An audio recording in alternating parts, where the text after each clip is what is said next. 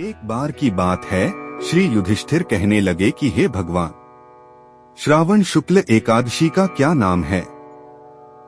व्रत करने की विधि तथा इसका महात्म्य कृपा करके कहिए।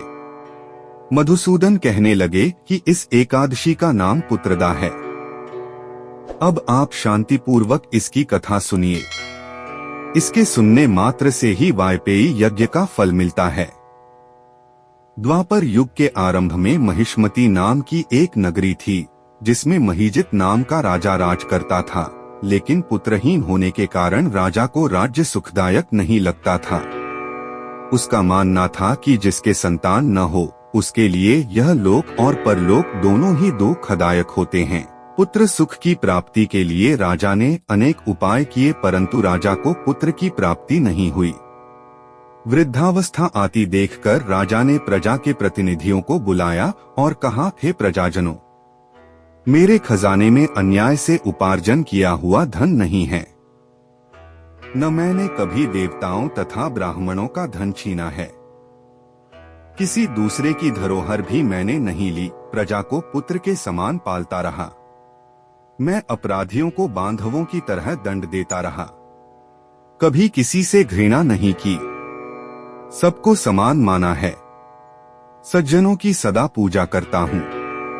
इस प्रकार धर्मयुक्त राज्य करते हुए भी मेरे पुत्र नहीं हैं, सो मैं अत्यंत दुख पा रहा हूँ। इसका क्या कारण है?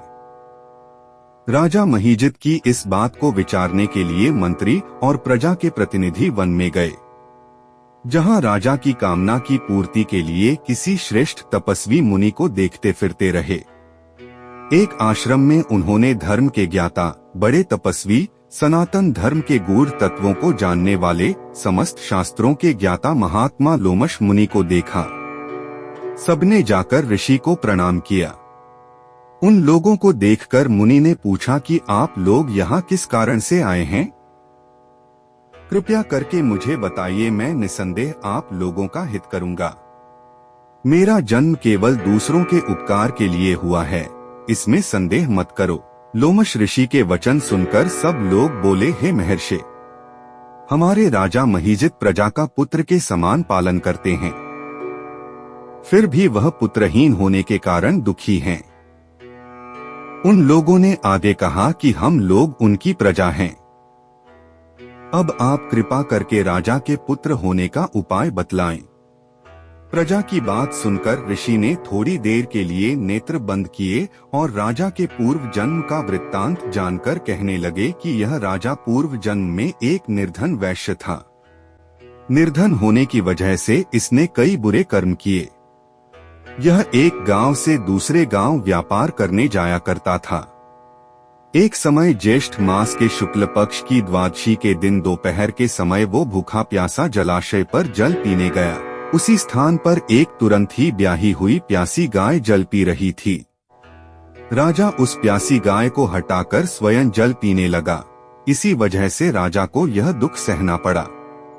एकादशी के दिन भूखा रहने से वह इस जन्म में राजा हुआ और प्यासी गाय को जल पीते हुए हटाने के कारण उसे इस जन्म में पुत्र वियोग का दुख सहना पड़ा। ऐसा सुनकर सब लोग कहने लगे कि हे ऋषि, राजा का यह पाप नष्ट हो जाए, आप ऐसा उपाय बताइए। लोमश मुनि कहने लगे कि श्रावण शुक्ल पक्ष की एकादशी को, जिसे पुत्रदा एकादशी भी कहते हैं, अगर तुम सब लोग व्रत करो और रात्रि में जागरण करो तो इससे राजा का यह पाप अवश्य नष्ट हो जाएगा, साथ ही राजा को पुत्र की अवश्य प्राप्ति होगी। लोमश ऋषि के कहे अनुसार श्रावण शुक्ल एकादशी में सबने पुत्रदा एकादशी का व्रत और जागरण किया। इसके पश्चात द्वादशी के दिन इसके पुण्य का फल सभी ने राजा को दे दिया।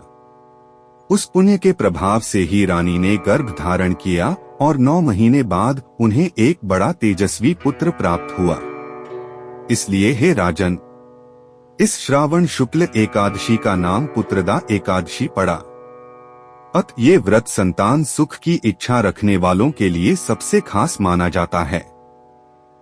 कहते हैं इसके महात्म्य को सुनने से मनुष्य सब पापों से मुक्त हो जाता है और इस लोक में सारे सुख भोगकर परलोक में स्वर्ग को प्राप्त होता है। जय श्री हरि। ऐसी ही और भी कथा कहानियाँ सुनते रहने के लिए चैनल को सब्सक्राइब करें और वीडियो को लाइक करें।